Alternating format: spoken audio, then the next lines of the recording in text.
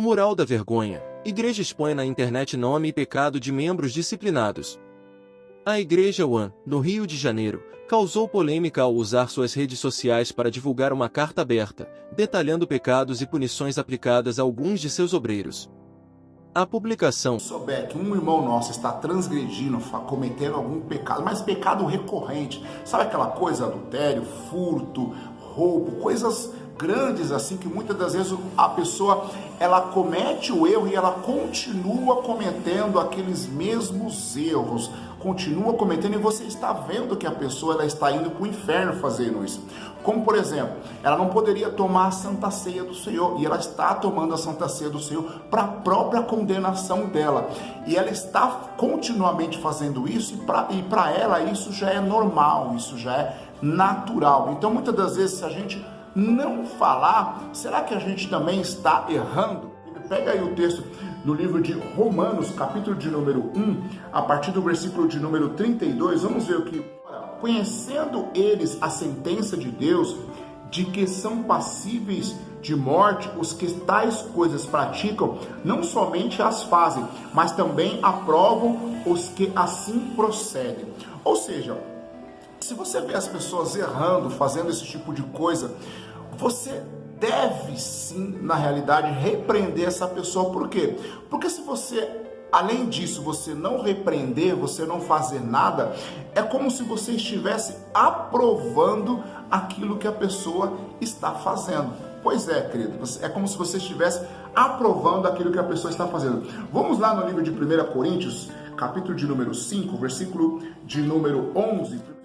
Mas agora vos escrevo que não vos associeis com alguém que dizem ser irmão, for impuro ou avarento ou idólatra ou maldizente ou beberrão ou roubador, com esse tal nem ainda comais. Ou seja, o apóstolo Paulo fala que se nós soubermos que o irmão é desta forma, aquele irmão que continuamente faz faz esses pecados recorrentes, o apóstolo Paulo diz que nós devemos nos afastar dessas pessoas, nos afastar dessas pessoas. Mas o texto que eu mais gosto foi Jesus quem falou, que está lá no livro de Mateus, capítulo de número 18, a partir do versículo de número 15. Mateus diz: se o irmão pecar contra ti, vai, arguilho entre ti e ele só, né? Se ele te ouvir, ganhaste o teu irmão.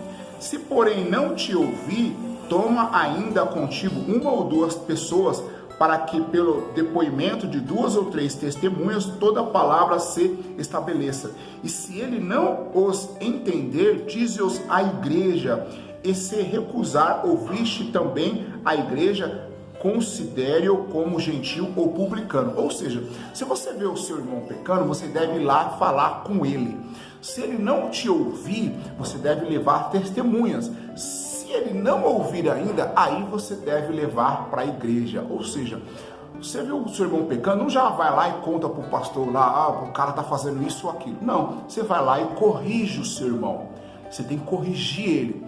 Se ele não te ouvir, aí você leva testemunhas. Se ele não te ouvir ainda, aí sim você leva para a igreja. Porque você vai falar para o pastor assim: olha, eu tentei fazer com que ele saísse do pecado, saísse dessas coisas ruins, mas ele não saiu. Eu levei testemunhas, as testemunhas estão aqui. Ele não saiu, por isso eu estou levando para a igreja.